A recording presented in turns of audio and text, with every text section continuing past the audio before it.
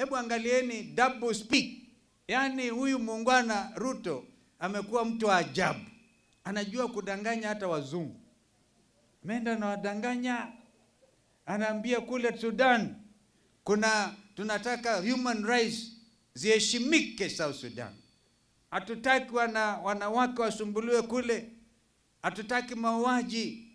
Hatutaki mambo ya goonism in Africa, in Sudan na huku nyumbani.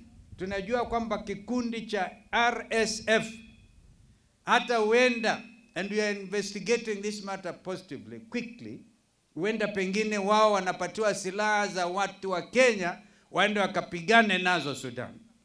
Tunajua kwamba dhahabu inayotolewa Darfur inapitia hapa uwanja wetu wa ndege Jomo Kenyatta International Airport kupelekwa Uarabuni, and they change the rules of origin, ionekana kama ni dhahabu ya Kenya.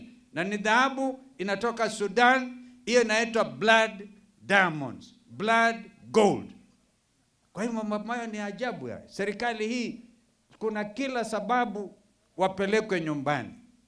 Nyinyi wa Masai mko tayari? Wa Masai mko tayari? Mtajitokeza?